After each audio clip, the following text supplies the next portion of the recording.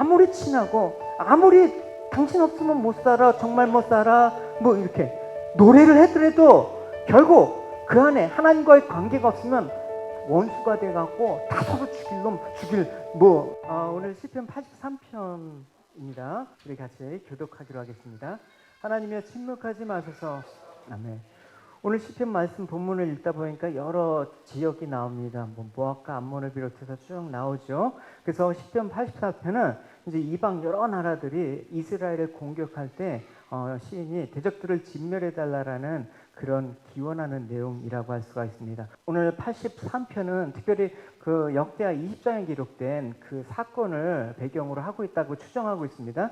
어떤 내용이냐면 남유다 여호사밧 왕 때 모압과 암몬, 그 에돔을 중심으로 해서 그 주변 10개의 나라들이 연합해갖고 남유다를 침공한 사건을 배경으로 한 그런 내용의 시라고 할 수가 있습니다. 그래서 1절에 이제 시인을 보면 시인은 이렇게 말하고 있어요. 하나님이여 침묵하지 마소서, 하나님이여 잠잠하지 마소서, 조용하지 마소서. 이렇게 3중으로 강조하고 있습니다. 유사한 의미의 말을 3번이나 강조한 것은 그만큼 절박하다라는 뜻이 되겠죠. 상황들이 아주 위급하다라는 뜻이 되겠습니다. 오늘 그래서 배경인 역대 20장을 보면 당시 남유다 상황들이 얼마나 절박했는지 알 수가 있습니다. 자세한 내용은 안 하겠지만 당시 전령이 여호사밧 왕을 급히 찾아왔습니다. 그래서 이방 연합군들이 이제 남유다를 침공하고 있습니다라고 알렸을 때 대비할 시간이 없었어요. 왜냐하면 이미 그 이방 연합군들이 엔게디라는 지역까지 진군해 있는 상태예요. 그 엔게디는 마음만 먹으면 그 반나절이면 예루살렘으로 도착할 수가 있거든요. 그러니까 갑자기 그런 일이 당하니까 이미 손쓸 틈이 없는 그런 상황 가운데 큰 두려움에 빠지지 않을 수가 없는 상황 가운데 놓여 있단 말입니다. 그래서 이런 상황 가운데 시인은 모든 문제를 이제 사람의 방법으로 해결할 수 없는 상황 가운데 전능하신 하나님께 요청하고 기도하고 있습니다. 그래서 이러한 하나님께 위기에 처한 남유다를 위해서 하나님 일하시지 않으면 우리는 어떤 희망도 없습니다라는 고백이 오늘 시편에 담겨 있습니다. 근데 오늘 배경에 설명한 바와 같이 이 시인뿐만 아니라 여호사밧 왕도 이런 간구를 했죠. 그래서 왕은 이스라엘의 그 전체를 또 대표하는 어떤 신앙적인 모습의 그런 대표자이지 않습니까? 그래서 여호사밧 왕이 온 백성에게 금식을 선포했습니다. 그래서 하나님께 나아가 이런 간구를 했어요. 이상한 가운데. 그런데 그들은 우리가 그들에게 해를 끼치지 않았는데도 우리에게 양가품을 하려 하고 있습니다. 그들은 주께서 우리에게 주신 땅에서 우리를 쫓아내려고 왔습니다. 우리 하나님, 저 백성들에게 심판을 내리십시오. 우리를 공격하고 있는 이 큰 군대를 당할 힘이 우리에게는 없습니다. 그래서 주의 도움을 구하는 것입니다. 여러분, 역사를 생각하면 어떤 영웅이나 어떤 위대한 지도자나 또 천재에 의해서 만들어지고 결정되는 것은 아니죠. 사람의 어떤 도모나 모사에 의해서 결정되는 건 아니죠. 그 모든 역사의 배후예요. 또 움직이시는 그 섭리는 하나님, 전능하신 하나님의 섭리와 능력을 통해서 유지된다라는 것을 우리가 오늘 시편을 내용을 통해서 살펴보았으면 해요. 그래서 오늘 시인이나 여호사밧 왕은 그 절박한 위기 속에서도 무엇보다도 하나님의 전능하신 능력과 도우심을 의지하여 나갔다라는 것입니다. 여러분, 그래서 우리가 신앙생활하는 가운데 이런 원수의 공격에서 승리하는 비결이 바로 여기 있습니다. 좀 더 구체적으로 말하면 어떤 말을 드리고 싶으면 내가 하나님 앞에서 온전할 때 우리의 원수가 하나님 원수가 되는 거예요. 이 온전한 하나님과의 관계가 바로 승리의 비결이라는 것을 알 수가 있습니다. 보시면 2절은 이렇게 고백하고 있습니다. 무릇 주의 원수들이 떠들며 주를 미워하는 자들이 머리를 들었나이다. 여기서 주의 원수 미워하는 자다라는 것을 서두에서 말씀드린 남유다를 위협하는 이방 민족 연합군들을 뜻하는 것입니다. 그렇다면 왜 시인이 남유다를 공격하는 그 이방 연합군들에게 남유다의 원수라고 하지 않고 주의 원수라고 얘기하고 있습니까? 하나님과 원수가 됐다라는 것은 나는 어떻게 됐다는 거야? 나는 하나님과 원수가 아니라는 상태라는 것을 말하는 거예요. 그러니까 지금 남유다는 자신들이 하나님께 선택받은 선민의 자손들이기 때문에 하나님의 통치를 받는 나라이기 때문에 자신들을 대적하는 것은 하나님의 대적이라고 생각했을 것입니다. 그러나 단지 표면적으로 내가 이스라엘이라는 것으로 하나님과 대적하는 자가 아니라는 그 관계에서 생각하면 우리도 여러분 여기서 말하는 신의 고백의 핵심을 놓칠 수가 있어요. 한번 보시면 계속 이렇습니다. 어쨌든 이 이방 군대들이 그 요구하는 그 목적은 뭐냐? 이스라엘의 철저한 멸망이었습니다. 3절과 4절을 같이 읽어보도록 할게요. 시작.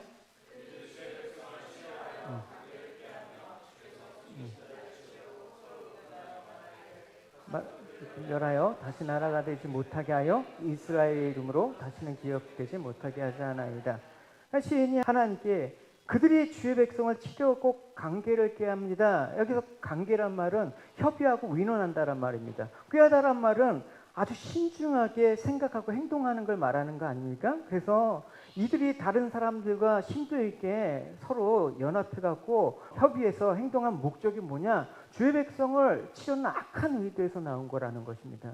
그러니까 그들은 아무도 예기치 못한 사이에, 인지하지 못한 사이에 바로 유다 진영 깊숙하게 침투해서 성공해서 이제는 조금만 더 하면 유다의 심판은, 멸망은 기정사실화되어 있는 그런 상황 가운데 있다는 것입니다. 그러니까 되게 치밀했다라는 거예요. 오늘날도 참 교회를 대적하는 그런 무리들의 보면 되게 치밀한 전략으로 갖고 온단 말입니다. 그냥 무조건 무조건 교회 믿는다고 막 핍박하고 그런 시대가 아니라 고상한 논리, 또 막 혼잡하고 헷갈리게 하는 걸로 우리를 아주 관계와 협작으로 이렇게 공격하는 것을 알 수가 있습니다. 늘 우리 문전 앞에 바로 이런 공격들이 있다는 사실을 우리는 인지를 해야 되는 것입니다. 근데 이런 표현 가운데 여러분 한번 자세히 보시면 3절에 뭐라고 나와 있습니까? 주께서 숨기신 자라고 이스라엘을 표현하고 있습니다. 이것은 뭐냐면 1차적으로 하나님께서 숨겨주셨다라는 것은 뭡니까? 보호받았다라는 거예요. 그들로부터. 그러니까 하나님의 특별한 보호를 받는 존재가 바로 이스라엘이라는 것입니다. 근데 여기서 하나님이 이스라엘을 숨겼다라는 것은 연약한 그들을 단지 위험에서 보호하고 숨기셨다라는 뜻만으로는 이해해서는 안 돼요. 위험을 피하고 숨는 것은 유한한 인간의 방법이죠. 그러니까 전능하신 하나님께서 도우신다 그러면 하루아침에 아수르군 때 14만 8천 명도 멸절을 시켰는데 이런 방법으로 굳이 하셨겠습니까? 그러니까 하나님께서는 자기 백성을 보호하기 위해서 숨기셔야만 했던 그런 까닭이 있습니다. 그러니까 하나님이 연약해서 숨긴 건 아니죠. 그렇다면 하나님께서 이스라엘 백성을 왜 숨기셨을까? 그것은 당신의 백성을 거룩하고 구별하고 보존하기 위해서 그렇게 했단 말입니다. 민수기 보면 이제 발람이 바위 꼭대기에서 그들을 보고 언덕에서 그들을 보느라 그들은 홀로 사는 백성이요 다른 나라들과는 다르다고 생각하는 백성이다. 구별되어 있다. 이게 바로 보호받는다라는 거예요. 우리가 세상에 살지만 세상과 구별되는 것이 하나님의 보호를 받는 거란 말입니다. 할렐루야. 그래서 이스라엘 백성은 열방과 섞이지 않고 따로 구별할 것이란 말입니다. 말하자면 이스라엘은 세상에 대해서 숨겨진 자들. 그래서 엘리야가 왜 나만 이렇게 힘드니까? 그러니까 하나님께서 하잖아요. 너 혼자라고 생각하지 마라. 바알에게 무릎 꿇지 않는 7천 명이 숨겨져 있다라는 거예요. 그들은 구별돼 있다라는 것입니다. 지금도 여러분 이게 교회가 타락한 것 같지, 그런 믿는 사람들이 지금 막 타락한 것 같지만 지금도 구별된 하나님의 백성이 있단 말입니다. 할렐루야. 그게 여러분들이 되셔야 되는 것입니다. 그래서 실제로 하나님이 열방으로부터 이스라엘을 철저하게 구별하셨습니다. 이를 위해서 하나님께서 이스라엘 민족이 들어갈 가나안 땅에 뭘 없앴습니까? 가나안 땅의 모든 족속을 진멸하다고 하셨습니다. 왜 그렇습니까? 섞이지 말라고. 이스라엘 백성에게 이방 족속들과 교류를 엄격하게 금지를 하셨습니다. 그래서 이렇게 구별하고 숨기신 것은 그 교류를 통해서 더럽히지 않습니까? 결국은 이스라엘 백성들이 가나안의 바알신과 아세라신과 그 가나안의 문화를 받아들여서 섞임으로써 정결함과 거룩함을 잃어먹었다라는 것입니다. 그러니까 하나님께서 이스라엘을 그렇게 보호하시고 숨기신 그 목적을 상실했다는 말입니다. 오늘도 여러분 우리가 세상 가운데 살지만 특별히 이 교회라는 공동체 하나님께서 여러분들을 보호하셨다란 말입니다. 보호하셨다라는 건 뭐라고요? 여러분들을 세상과 구별하게 하신다라는 것입니다. 그래서 시편 31편에서도 이렇게 나와 있어요. 주께서 그들을 주의 은밀한 곳에 숨기사 사람의 꾀에서 벗어나게 하시고 비밀이 장막에 감추사 말 다툼에서 면하게 하시느니라.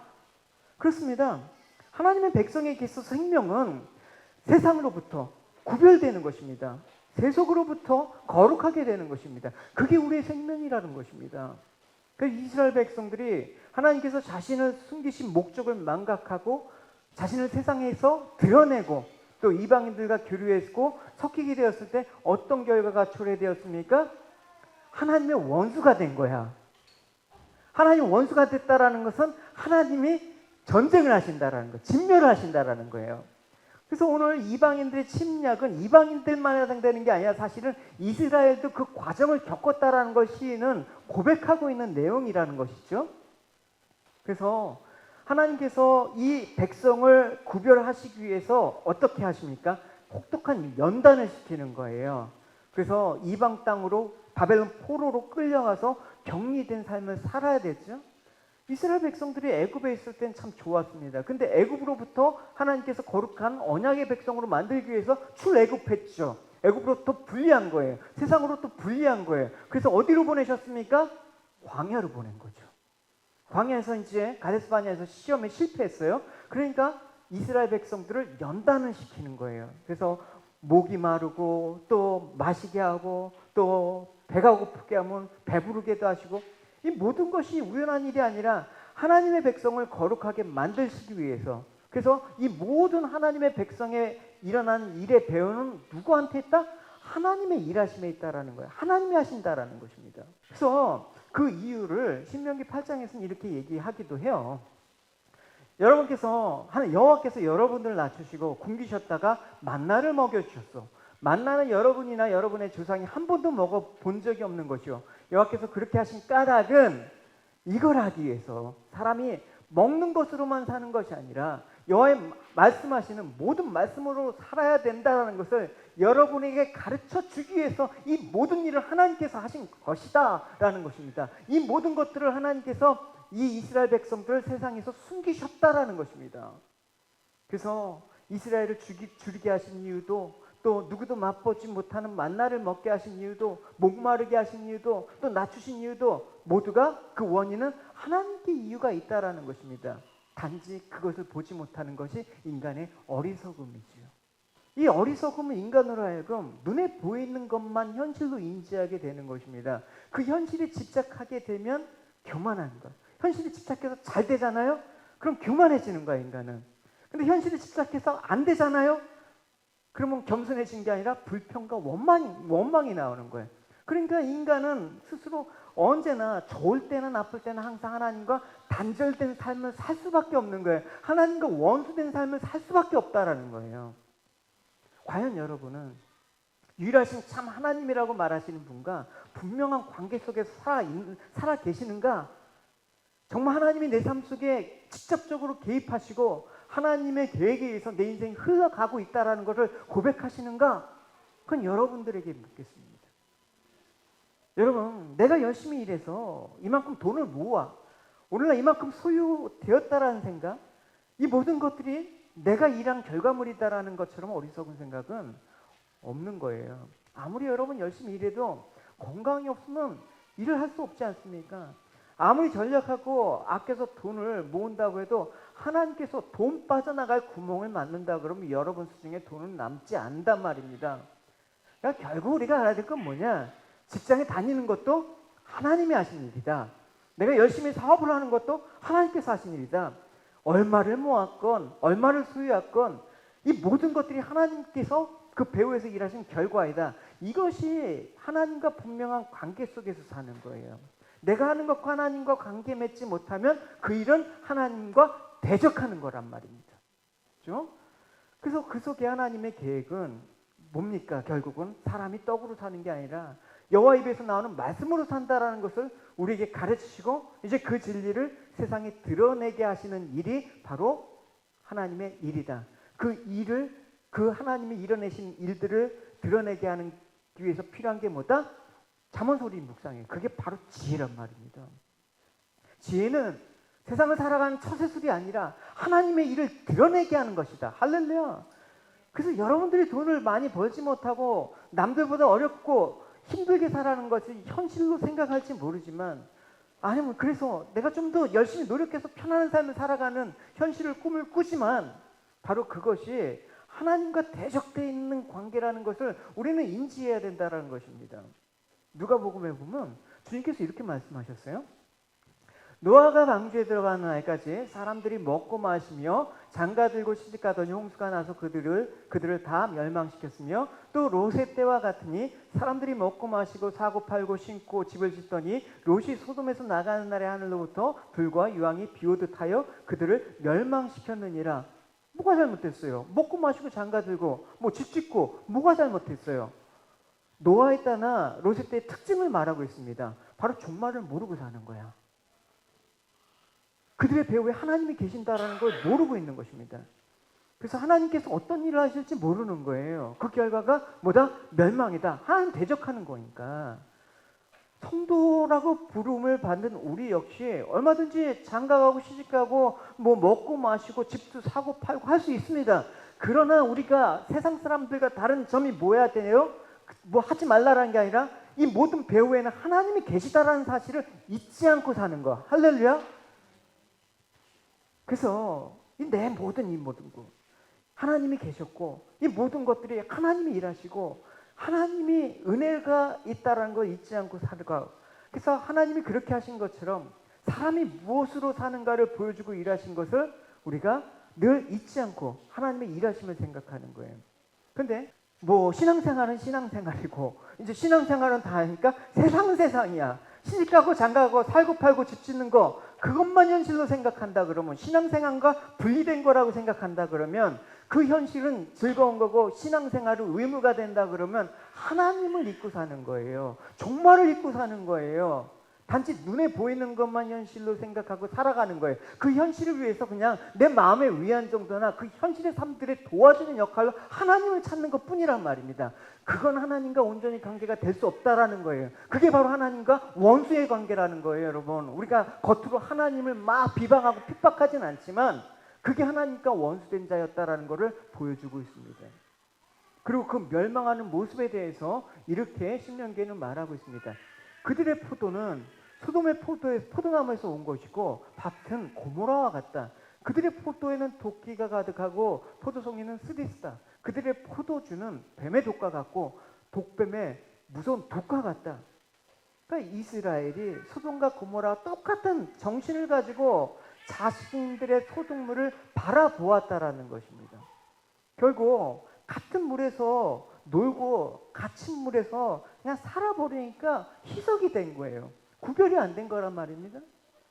그러니까 종말이 어떠하며 장차 하나님께서 이 세상 가운데 어떻게 하나님께서 이 세상을 심판하실지 진노에 대해서는 전혀 생각지 못하고 그냥 하나님 그냥 은혜 주시는 거가 이 세상의 거로 착각한단 말입니다.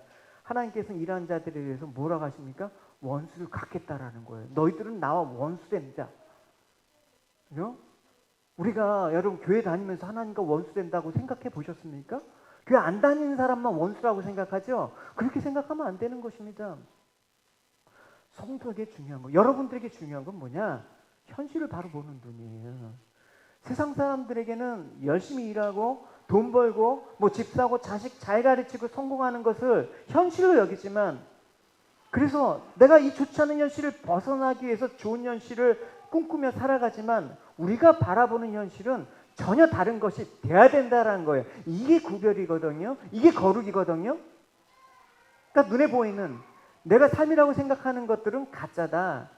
무대에 세워진 세트다. 모델하우스다. 진짜는 뭐냐? 이 모든 배우의 세계에서 진행되어지는 이 모든 하나님의 일하심 속에 진짜 세계를 발견할 수 있는 것. 그게 믿음의 세계죠. 그게 하나님께서 주신 우리에게 주려면 뭐라고 했습니까? 선한 눈길이라, 선한 눈이라고 했잖아요. 세상은 하나님에 의해서 돌아가고 있으면 모른다면 그 사람은 뭐냐? 밥을 먹어도 자기의 일을 위해서 먹는 거야. 자기 일을 해도 자기를 위해서 일하는 거야. 돈을 모아도 자기를 위해서 모을 수밖에 없는 거예요. 이것이 종말을 모르고 사는 노아의 때의 모습이고 소돔과 고모라의 정신으로 살아가는 거라고 말하고 있습니다. 그래서 이 정신으로 무장한 이방인들이 쳐들어왔어요. 그러면 이방인들은 주의 대적, 즉 원수라고 얘기했잖아요. 어떤 사상? 바로 우리의 소유라는 사상을 갖고 있단 말입니다. 하나님 건데 내 거라고 그렇게 하면서 치고 들어오는 거예요. 한번 보십시오. 그들이 말하기를 우리가 하나님의 목장을 우리 소유로 취하자. 하나님 건데 내 거라고 하고 싶다라는 거예요. 그게 바로 하나님과 원수라는 거예요, 여러분. 이 세상에 있는 게 내가 열심히 노력해서 갖는 내 소유물이라고 생각하는 순간 하나님과 원수의 관계가 되는 거야. 그래서 이방인들이 힘을 모아서 원수를 이스라엘을 치면서 하나님 목장을 취하고자 한 것은 이스라엘에게 함께 하신 하나님이 소유된 이스라엘 백성을 친다라는 건 결국 하나님을 무시하는 거예요. 하나님의 목장이란 하나님께서 이스라엘의 백성으로 기업주신 가나안 땅을 말하는 것이기도 하죠. 그래서 가나안 땅을 하나님 목장으로 표현한 것은 하나님을 목자로 이스라엘 백성들을 하나님이 기르신 양으로 이해하는데 바탕을 둔 것이고, 가나안 땅에 사는 이스라엘 백성들이 하나님의 특별한 관심과 보호의 대상임을 나타내는 거예요. 동시에 가나안 땅이 누구도 넘볼 수 없는, 이스라엘 백성들이 누구도 넘볼 수 없는 하나님의 소유된 백성이라는 사실을 분명히 천명하는 거라는 겁니다. 나는 누구 거? 나는 내게 아니라 나는 하나님 거야. 이런 순간 하나님께서 그와 함께 한다라는 거예요. 여러분을 대적할 자가 아무것도 없는 거예요. 여러분들을 끊을 자가 아무것도 없는 거예요. 할렐루야. 그래서 우리가 잊지 말아야 될 것은 뭐냐?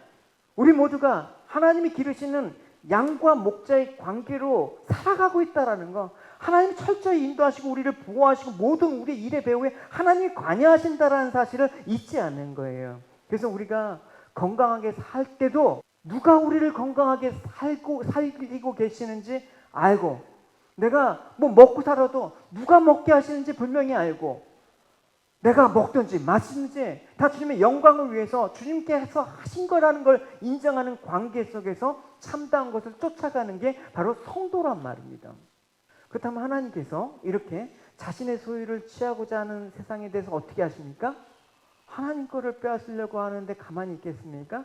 이렇게 얘기하는 거예요. 신명기에는 내가 하늘을 향해 손을 들고 약속한다. 영원한 나의 삶을 두고 맹세한다. 나의 칼을 갈아서 그 칼을 손에 들고 심판할 것이다. 원수들에게 벌을 내리고 나를 미워하는 사람에게 그대로 갚겠다. 내 화살은 그들의 피로 가득하겠고 내 칼은 그들의 살을 먹을 것이다. 죽은 사람과 잡힌 사람에게서 피가 흘러나오고 원수의 지도자들의 머리가 베일 것이다. 이 말씀은 세상을 향해서 하나님이 어떤 일을 하실지 분명히 말하고 있는 거란 말입니다. 자기 소유라고 생각했던 하나님과 원수의 관계들에 대해서는 반드시 어떻게 하겠다라고 얘기를 하고 있는 거란 말입니다. 그러니까 눈에 보이는 세상만 현실로 여기고 자기 소유를 위해서 하나님을 대적하는 세상에 대해서 하나님께서는 어떻게 분명히 전쟁을 하신다는 것입니다. 그런데 하나님께서는 지금 전쟁을 하고 계신다는 의식을 전혀 성도가 하지 못하고 있는 거예요. 그래서 잠자지 말라라, 깨어 있으라고 얘기한 거랍니다. 모든 우리의 싸움은 혈과 육이 아니라 세상과의 싸움이라고. 그래서 전신갑주를 입고 너희들이 대적하고 싸우라라고 얘기했잖아요. 이 말은 뭐냐? 하나님의 전쟁에 참여하라는 거예요. 인생을 즐기기만 바쁘고 편안하게 사는 것만 눈독 들이고 있지 예수님 편에 싸우는 삶이라는 걸 찾아볼 수가 없는 이 시대 가운데 살아가는 교인들이 돼서는 안 되라는 거예요. 그러니까 세상과 같은 물에 같이 놀고 바쁘다 보니까 복음이 아닌 것과 싸우지 않고 타협이라는 편한 길로 찾아가는 게 자금의 현실이란 말입니다. 그래서 우리는 항상 보이지 않는 것에서 참된 것을 찾기보다는 보이는 것에서 참된 것을 찾고자 하면 안 되는 것입니다. 진리와 복음보다는 세상 것을 더 간절히 원하고 사모해서는 안 되는 것입니다. 그러다 뭔가가 세상에 주어지면 내 힘으로 여기고 우쭐거리게 돼요. 그러면 하나님과 원수가 되는 거예요. 하나님께서는 전쟁을 하신단 말입니다. 그래서 우리가 살아가 보면 진짜 나밖에 몰랐고 또 죄밖에 아는 것 없고 죄 속에 파묻혀가는 그런 우리들의 모습을 볼 수가 있습니다. 이런 우리들 속에 주님께서는 찾아오셔서 사단과 싸우시는 것입니다. 우리가 싸워서 탈출한 게 아니라 하나님께서 우리들에게 쳐들어오셔갖고 우리와 전쟁을 하셔갖고 우리의 배후를 쥐고 있는 이 사단을 쳐부신 것입니다. 그래서 사단이 우리를 붙들고 있는 세상에서 현실에 대한 헛된 망상, 잘못된 것들을 하나님께서는 깨부시죠. 그래서 우리를 어떻게 한다? 거룩하게 하시는 거예요. 그 거룩이라는 것은 통해서 우리의 죄를 알게 하고 우리의 죄를 씻기는 거란 말입니다. 구약에 보면 특별히 전쟁이 많이 나오죠. 전쟁에서 이기면 뭘 취해요? 전리품이라는 걸 챙겨요. 그래서 전리품이 누구다? 바로 여러분들이라는 거예요.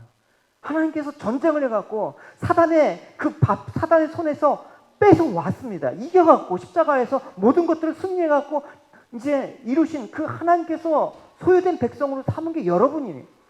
그럼 하나님이 전쟁에서 여러분들을 소유했으면 여러분은 누구 거다? 하나님 거란 말입니다. 그래서 전쟁을 통해서 얻어진 주님의 소유된 백성은 당연히 어떻게 된다?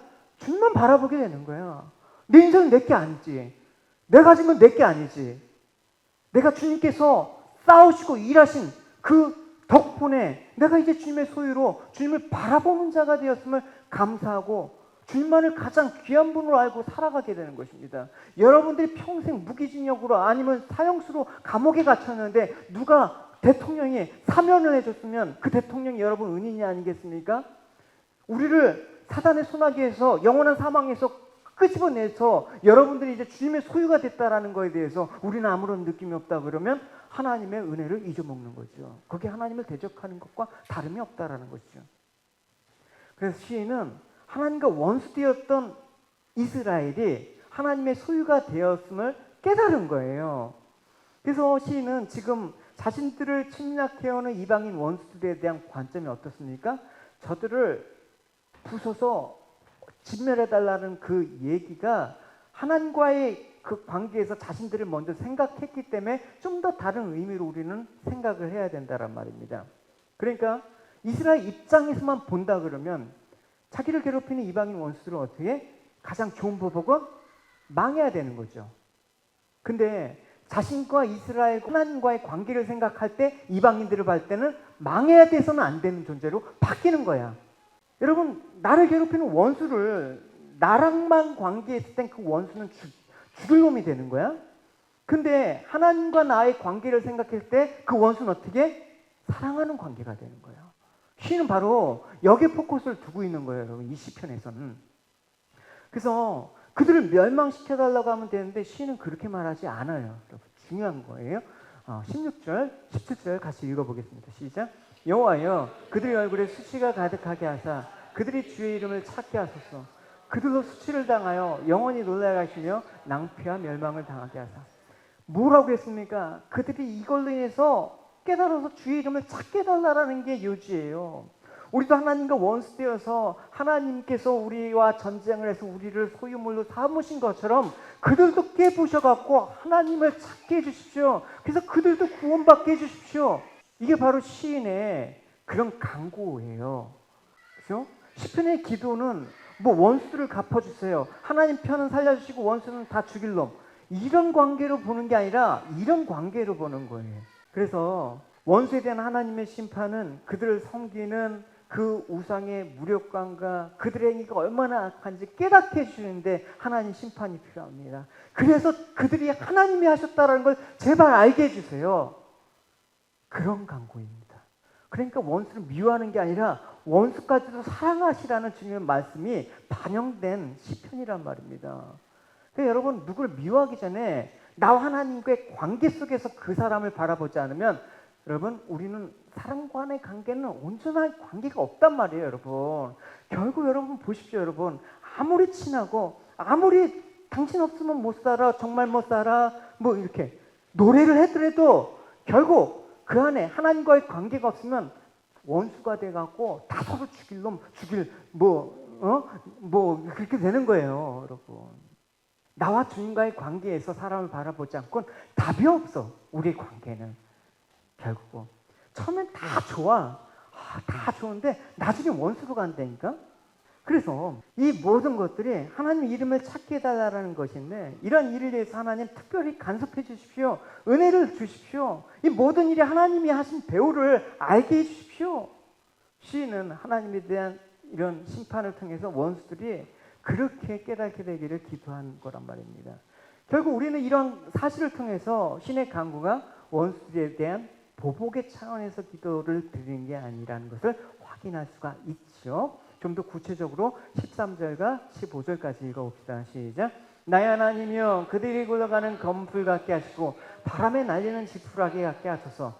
살림을 사르는 불과 산에 붙는 불길같이 주의 강풍으로 그들을 쫓으시며 주의 폭풍으로 그들을 두렵게 하소서. 그러니까 자기들이 대단한 것처럼 생각하고 지금 주의 백성들을 공격하는데 별거 아니라는 걸 깨닫게 해주세요. 그죠? 검불 같게 하시고 바람에 날리는 지푸라기 같은 뭐 대단한 세상에서 뭐고 대단하다고 그렇게 하나님과 대적하면서 살았는데 결국은 아무것도 아닌 것 깨닫게 해주셔서 그들을 두렵게 하소서. 하나님을 경외하게 하소서. 그 얘기를 하는 거예요.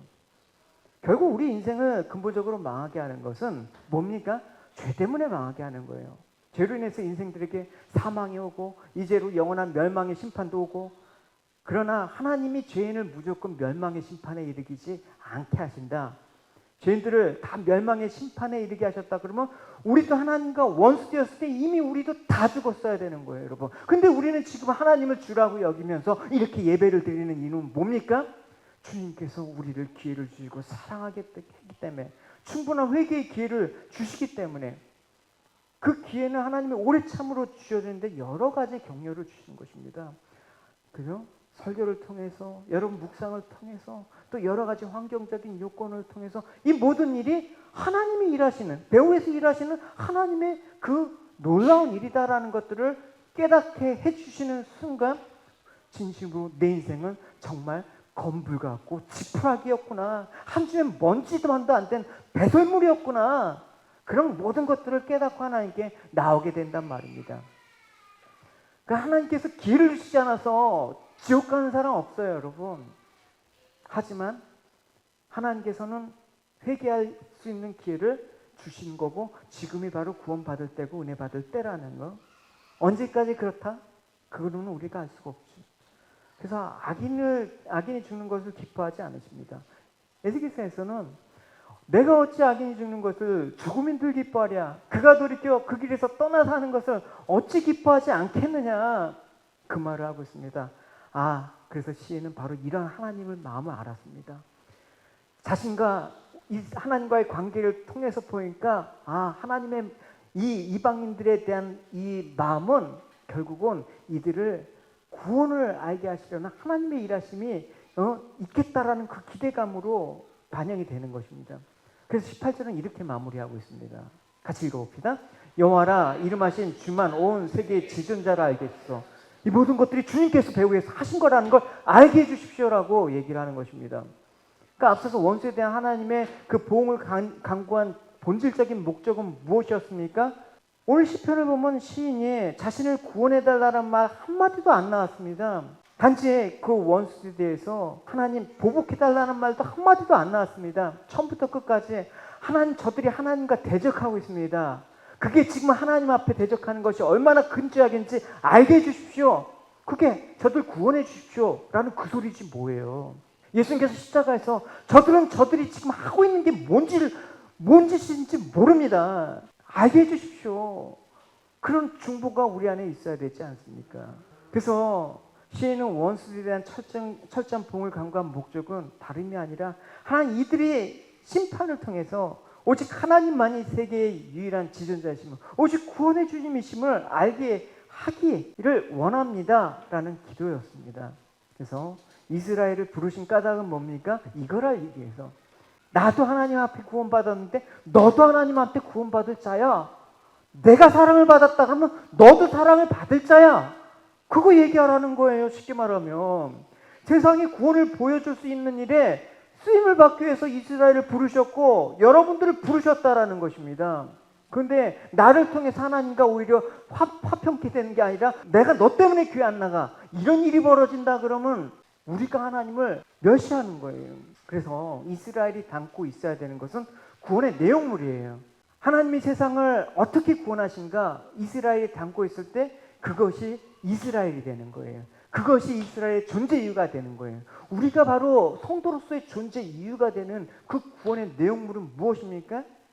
우리는 하나님과 대적할 수밖에 없는 존재, 하나님과 될 수밖에 없는 존재임에도 불구하고 하나님의 은혜와 자비하심으로 살아났다. 하나님께서 십자가에서 사단을 이기시고 우리를 하나님의 소유물로 삼으셨다. 그래서 내가 하나님의 은혜라는 것을 증거하는 도구로 삼는 거, 드러내는 거, 이 우리 존재의 목적이 돼야 되는 거예요, 여러분. 이런 하나님의 구원의 내용물로 가득 차 있는가를 돌아보셔야 되는 것입니다. 이런 구원의 내용물이 가득 차 있지 않다 그러면 우리는 구원을 보여줄 수가 없습니다. 그래서 여러분의 마음이 구원자이시고 참된 생명이신 그리스도만으로 가득 차 있기를 축원합니다. 할렐루야. 실패자였고 하나님과 원수였던 내가 주님의 소유가 된 것은 오직 주님의 은혜라는 감사와 감격이 우리 마음의 생명이 되어서 여러분 통해서 증거되시기 바랍니다. 그럴 때 여러분은 세상에서 구원을 보여주는 도구로 살아갑니다. 그게 여러분 가장 복된 인생이에요. 하나님의 권능은 우리를 세상에 힘을 가진 자로 세워주는 것이 아니라 검불과 지푸라기와 같은 보잘것없는 그런 속에서 나의 죄된 것을 깨달고 나의 수치를 깨달으며 주님을 찾게 하는 것임을 기억하십시오. 그래서 오늘 1절에서 시인이 고백한 것처럼 하나님 이 모든 일을 하시기까지 침묵하지 마십시오. 잠잠하지 마시고 조용하지 마십시오. 나를 구원해서 하나님의 소유로 삼아주십시오. 싸워주십시오. 전쟁은 여호와께 속한 것이니라. 할렐루야. 오늘도 하나님의 그 거룩하신 전쟁에 참여하시는 여러분이 되시기를 주님의 이름으로 축원합니다.